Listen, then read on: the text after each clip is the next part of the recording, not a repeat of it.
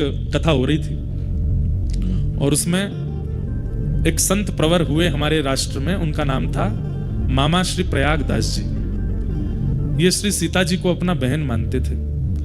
इनकी कोई बहन नहीं थी। बाल्यकाल में इनका एक मित्र एक दिन कहीं जा रहा था। इन्होंने मित्र से पूछा, कहाँ जा रहे हो? बोले, मैं अपनी बहन के पास जा रहा हूँ। बोले, बहन क्या होती है? बोले कि मैं एक ही माता पिता के, एक मैं पुत्र हूं, एक मेरी बहन भी है। अच्छा, तो मेरी बहन कौन है? बोले, अपने माता पिता से पूछो। अपने माता पिता के पास जाकर के रोने लगे, मेरी बहन कौन है, मेरी बहन। अब इनकी बहन तो थी नहीं। तो माता जी ने कह दिया, सिया जी तेरी बहन है। तो मामा प्रयागदास जी बोले, सिया जी कहाँ है? बोले, उनकी शादी हो गई। तो कहाँ रहती हैं? बोले, अयोध्या जी में रहती हैं। अच्छा, मेरे जीजा जी कौन है? बोले, जीजा जी तुम्हारे राम जी।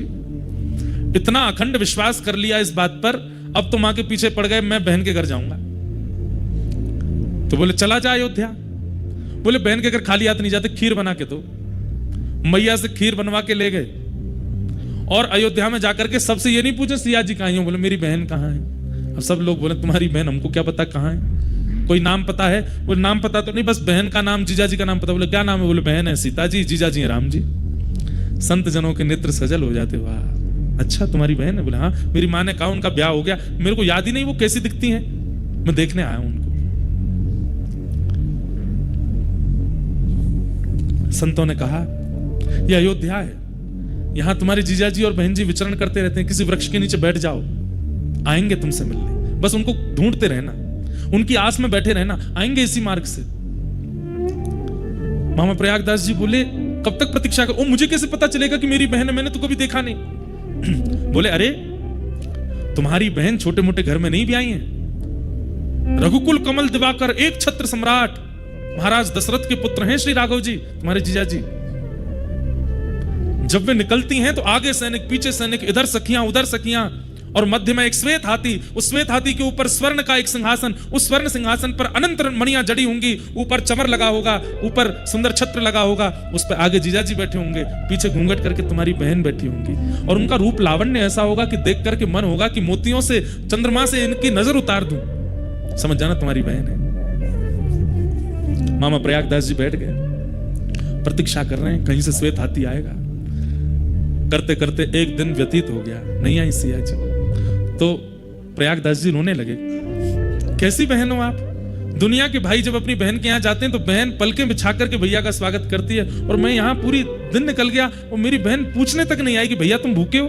माँ ने खीर बना के भेजी, खीर भी ठंडी हो गई, कैसी बहन हो आप? करके जैसे ही रोने लगे, इतने में देखा नगाड़े बजने लगे, बड़ी बड़ी बाजे बजने लगे, सैनिक सब ढोल नगाड़े बजाते हुए आ रहे हैं, सावधान कर रहे हैं सबको। इतने में ही असंख्य हाथी और सुंदर सुंदर हाथियों पर चमर डुराए जा रहे हैं, 2 हाथी आगे, 2 हाथी पीछे, और बीच में एक श्वेत हाथी, और उस श्वेत हाथी के ऊपर सुंदर स्वर्ण का सिंहासन, और आगे रघुकुल कमल दिवाकर श्री राघव जी मंद मंद नेत्रों से इधर उधर देखते हुए, और पीछे घूंघट करे श्री सिया जी बैठे। अब तो मामा प्रयागदास जी चिल्लाने लगे, बहन जी रुक जाओ, जीजा जी ने रुक जाओ, अरे मैं आपका साला आया हूं।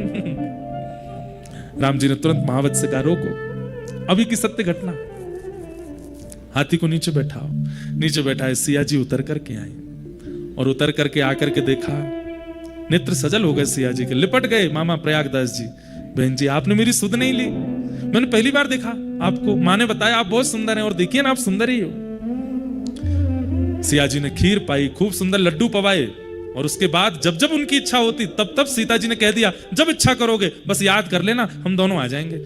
जब जब उन्होंने इच्छा प्रकट की तब तब आकर के राम जी ने उनको दर्शन दिया। तो एक बार की बात, कथा सुन रहे थे, तो कथा में व्यास जी ने वन गमन का प्रसंग सुना दिया। उन्होंने वो पहली बार ही सुना था, और वन गमन में उन्होंने जब बताया कि कैकेयी महारानी ने जाकर के दशरथ जी से 2 वरदान मांगे, और एक वरदान में कहा कि भरत को राज्य गद्दी, दूसरे में कहा राम को वनवास। ये सुनते ही प्रयागदास जी रोने लगे, नहीं मेरे जीजा जी वन में नहीं जाएंगे। लेकिन व्यास जी तो सुनाते जाए, चुपचाप बेचारे सुनते गए। और जैसे ही प्रसंग आया कि सीता जी के पास गए और सिया जी से जाके कहा कि तुम यहीं रह करके पूरे कुल की रक्षा करना, सेवा करना, और सीता जी कहने लगी नहीं नहीं मैं तो आपके संग चलूंगी। सीता जी कहने लगी मैं आपके संग चलूंगी। तो प्रयागदास जी तो इतने फूट फूट के रोए, और जैसे ही सुना कि रथ में आरूढ़ होकर के राम जी और सिया जी अयोध्या छोड़ के वन चले गए, मूर्छित हो गए वहीं पे। हाँ नाथ, हाँ नाथ, हाँ नाथ, हाँ नाथ कहते कहते रोने लगे। लोग बाग सब में हड़कंप मच गया, सब श्रोताजन उठ गए, अरे व्यास जी कोई बेहोश हो गया, बोले पानी डालो। जैसे तैसे होश में आए, आंखें लाल और नेत्रों से अविरल अश्रुधार, पूरा शरीर कांप रहा है।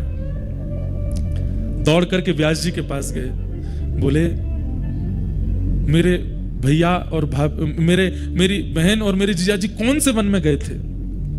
बोले चित्रकूट के वन में गए। उसी समय दौड़ करके अपने घर गए और घर जाकर के, सुनिएगा, घर जाकर के खटिया ली, खटिया के साथ रजाई ली। बोले जंगल में सोते होंगे, उनको ओढ़ने को नहीं मिलता होगा, लेटने के लिए खटिया नहीं मिलती होगी।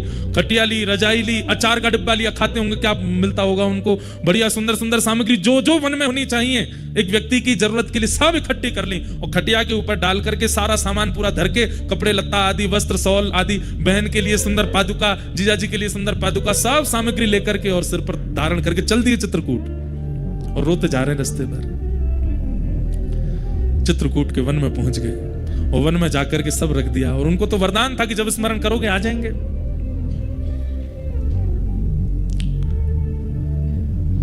स्मरण किया, कहां है बहन जी, कहां हो? हे सीता बहिना कहां हो? हे राघव जीजा जी कहां हो? हे हमारे पहुना आप कहां हो? ऐसे चीख चीख के पुकारने लगे।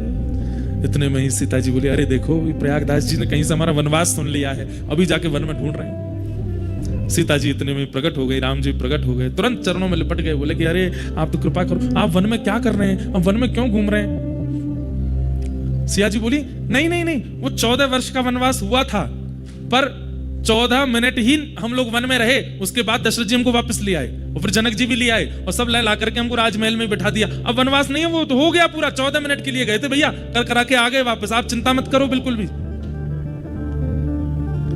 प्रयागदास जी बोले, मैं तो आपके लिए खटिया लेके आया, रजाई लेके आया, सब सामान लेकर के आया कि आप कहीं वन में होंगे, आपको कष्ट नहीं हो। वो नहीं नहीं, हमारा तो वनवास पूरा हो गया, अब आप प्रेम से खटिया लाए हो, इस पर पड़ जाओ, प्रेम से आनंद करो, कोई चिंता की बात नहीं है, हम राजभवन में सुख ले रही हैं। बस ये सुनते प्रयागदास जी नाचने लगे, बोले मेरी बहन सुख में है ना, कोई कष्ट तो नहीं? राम जी को बोले बिल्कुल कष्ट नहीं देना इनको। राम जी बोले बिल्कुल नहीं देंगे, चिंता मत करो। महाराज एक पेड़ के नीचे खटिया बिछा ली। उसी दिन जब ये सुन लिया कि सिया जी सुखी हैं, उस दिन के बाद अपनी अंतिम श्वास तक प्रयागदास जी ने भजन ही नहीं किया, पड़े रहते बस। कोई आगे कहता भजन कर लो, बोले क्या करना, हमारी बहन सुखी है, अब क्यों भजन करना? बहन को कष्ट होता, किसी प्रकार की कोई पीड़ा होती तो उसके लिए भजन करते। हमारी बहन तो आगे बता के कहीं बहुत प्रसन्न है, वो तो कनक भवन में विराजती हैं, आनंद से रहती हैं। पेड़ के नीचे खाट बिछी है, खाट के नीचे सरवा, प्रयागदास अलमस्ता सोवे, राम लला को सरवा। हम तो अलमस्ता आनंद ले रहे हैं, यहाँ पे सुख ले रहे हैं, हमको कुछ करने की आवश्यकता नहीं। ये महाभागवत है। हम यहाँ आपको कितना व्रज से ठाकुर जी छोड़ के चले गए, कितनी कथा सुना देते, कुछ होता है? कुछ नहीं होता। यशोदा मैया व्याकुल हो गई, लाला मत जावे, हमें छोड़ के मत जावे। हम लोग सुन के रो जाएंगे, इससे ज्यादा कुछ नहीं होगा। पर प्रयागदास जी तो व्याकुल हो गए। ये स्थिति किसकी हो सकती है? ये महाभागवत की हो सकती है। और महाभागवत कौन? जो हरि को स्मरण करे, नहीं, जिसका सुमिरन हरि करे, वो महाभागवत। और उनकी स्थिति क्या बताई गई यहां पर? नयस्य स्व पर इति, जो अपने पराये का भेद नहीं रखता। सब ठाकुर जी का है, सब स्थिति ठाकुर जी की है, सब भाव ठाकुर जी के हैं, सब कथा ठाकुर जी की है। ऐसे